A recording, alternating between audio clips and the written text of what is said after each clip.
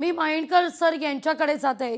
काही वेळापूर्वी माइंडकर सर आपण पाहिलं तर मधु चव्हाण म्हणत होते विकासाभिमुख या सगळ्या विजनला लोकांनी पसंत केलं आणि भाजप या ठिकाणी नंबर 1ची पार्टी ठरताना दिसतंय.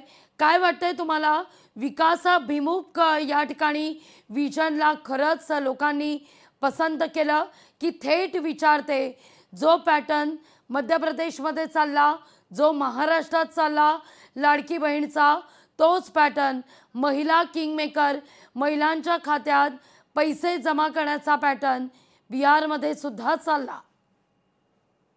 ऑब्झर्वेशन अगदी बरोबर आहे, परफेक्ट आहे. आणि मी त्याला म्हणत आहे नितीश कुमार ठरले 10,000 मनसबदार. अगदी ज्या प्रकारे ही सुरू झाली मध्य प्रदेश पासून, तिथे लाडली बहना, महाराष्ट्रात लाडकी बहीण, आणि महाराष्ट्रात सुद्धा आपल्याला सर्वांना अनपेक्षित अशा 239 जागा या 3 पक्षांच्या आघाडीने जिंकल्या.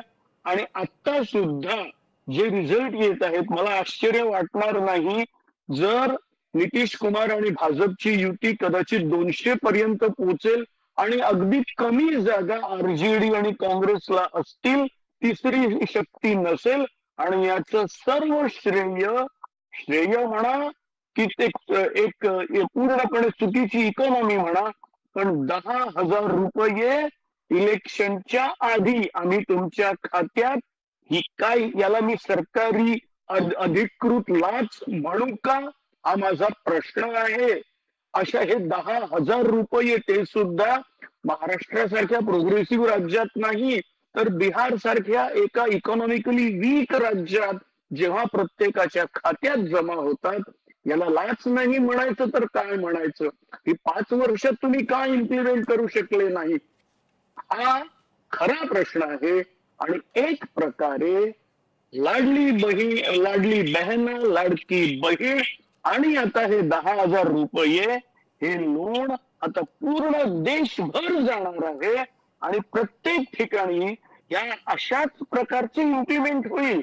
आणि हे करत असताना बघा, ही जी 10,000ची स्कीम आहे, ही 1.5 कोटी महिलांना दिलेली आहे. म्हणजे कल्पना करा, 1.5 कोटी मल्टिप्लाइड बाय 10,000 एवढे ऑलरेडी त्यांच्या अकाउंटला जमा झालेले आहेत.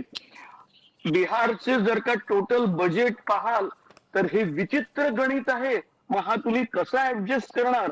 मग जो महाराष्ट्रात आरोप होतो की तुम्ही इतर ठिकाणच्या स्कीम बंद करता, इतर ठिकाणी पैसे पुरवत नाही आणि आपल्या लाडकी बहिणीला देतात, हाच आरोप बिहारमध्ये सुद्धा होणार आहे. अगदी अगदी आपण माइंडकर सर याचं उत्तर घेऊया. आपण उत्तर घेऊया. मधुजी, माइंडकर सरांनी थेट म्हटलंय की ही योजना म्हणजे थेट लाच आहे. मला माइंडकरांच्या शब्दावर मी ते काय बोलत नाही, त्यांच्या प्रतिक्रियेवर मी प्रतिक्रिया देत नाही. माझे मित्र आहेत ते, त्यांना जसं मनाला त्यांच्या वाटलं योग्य ते त्यांनी बोलले आणि मी शांतपणे ऐकून घेतलं. हे असं आहे की ही पळवाट आहे. 10,000 रुपये त्या ठिकाणी दिले गेलेले आहेत. एक तर ते 10,000 रुपये महाराष्ट्रात 15,000 रुपये दिले गेले आहेत. त्याच्या काही अटी घातलेल्या आहेत, त्या घरात कोणी नोकरीला नाही, काय उत्पन्नाचं साधन नाही, वगैरे वगैरे वगैरे, आणि ऍट अ टाइम दिले गेले. पण याचा अर्थ असा की लाच म्हणजे लाच घेऊन जनतेने भारतीय जनता पार्टी किंवा नितीश कुमार या त्यांच्या एनडीएला मतदान केलंय. हा बिहारच्या मतदारांचा अपमान आहे. 1.5 कोटी फक्त बिहारची लोकसंख्या नाही आहे, बाईला फक्त 1.5 कोटी नाही आहे. अनेक त्या ठिकाणी बिहारची लोकसंख्या ही जवळजवळ महाराष्ट्र इतकी आहे. जे 4-5 कोटी महिला, 4-5 कोटी, आणि मतदार त्याच्यातले लहान मुलं सोडा, काही कोटीमध्ये मतदार आहेत. आणि म्हणून मला असं वाटतंय की या ठिकाणी जे मतदान झालेलं आहे त्याची 2-3 कारणं आहेत की 2014 पासून जे विकासाची राजनीती केली गेली या देशामध्ये, आतापर्यंत काँग्रेसने आणि त्यांच्या काही मित्रांनी, जास्त प्रमाणात काँग्रेसने जातीपातीचं राजकारण केलं. बिहार हे दुर्दैवाने जातीच्या राजकारणाचं त्या ठिकाणी राज्य आहे की तिथे अनेक प्रकारच्या जाती आहेत. आणि म्हणून त्या ठिकाणी या वेळेला असं म्हणतात, आतापर्यंत विश्लेषकांचं सुद्धा म्हणणं आहे की जे राजकारणाच्या पलीकडे आहेत, ते विश्लेषण असं आहे की मुस्लिम, मी बोलतोच आहे ना, की मुस्लिम आणि यादव यांची मतं सुद्धा मिळाले आहेत. जी त्या ठिकाणी तेजस यादव आणि काँग्रेसने अपेक्षा केली होती की मुस्लिम आणि यादव समाज हा बीजेपीकडे जाणार नाही. ज्या वेळेला सुमारे 200 पर्यंत जागा जातात त्यावेळेला त्या देशातली सगळी मतदार किंवा जनता चव्हाण साहेब, आपण याचं कपिल डोकेंकडून उत्तर घेऊया.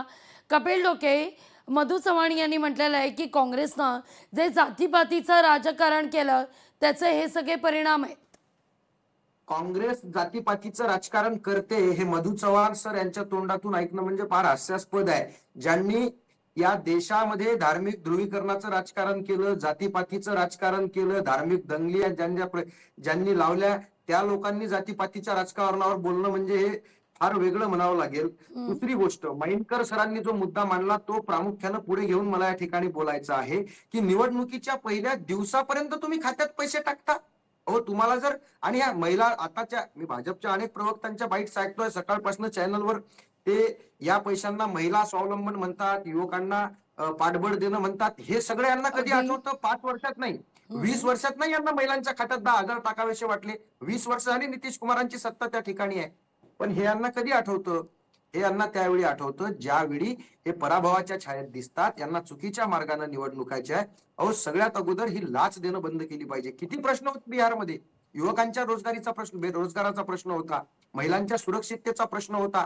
20 वर्षानंतर सुद्धा जंगलराज संपवावं लागेल याखाली जर निवडणूक लढवायची असेल तर 20 वर्ष तुम्ही काय तीर मारले? 20 वर्षात तुम्ही जंगलराज त्या ठिकाणचं संपवू शकले नाही. या निवडणुका चुकीच्या पद्धतीने लढवल्या गेल्या. 7,500 कोटी रुपये यांनी त्यातल्या बिहारच्या जनतेच्या खात्यात टाकलेले आहेत आणि त्या 7,500 कोटी पुन्हा 10,000 रुपये प्रत्येकाच्या खात्यात मतदानाच्या पहिल्या दिवशी येतात. मतदानाच्या आकडेवाऱ्या 4-4 दिवस जाहीर करत नाहीत. महिलांचं मतदान किती झालं, काय झालं, सगळ्या चुकीच्या पद्धती वापरून यांनी ही निवडणूक जिंकलेली आहे. त्यामुळे मधु चव्हाण आणि भाजपच्या कुठल्याच लोकांनी फार काही चांगलेपणाच्या गप्पा या ठिकाणी वाचू नये. निश्चित माइंडकर सरांकडे जाऊया आपण. अगदी शेवटचा सवाल माइंडकर सर, खरं तर माझी वेळ संपतीये, पण अगदी शेवटचा सवाल, जरी भाजप आणि जेडीयू यांच्यामध्ये जरी काटेकी टक्कर सुरू आहे, मोठा पक्ष कोण, भाजप जरी वरचढ ठरत असला तरी मुख्यमंत्री पदाचे दावेदार पुन्हा एकदा नितीश कुमारच असणार की नेमकं काय असेल? केंद्रातलं जर गणित जुळवायचंय तर नितीश कुमार यांना सिंहासनावर बसवणार का, हा मुद्दा या ठिकाणी उपस्थित होतोय. सगळ्या मान्यवरांचे आभार, तुम्ही या ठिकाणी सहभागी झालात, चर्चेत सहभागी झालात, त्याबद्दल तुमचे आभार. लोकशाही मराठी ऐका, पहा, जागरूक रहा.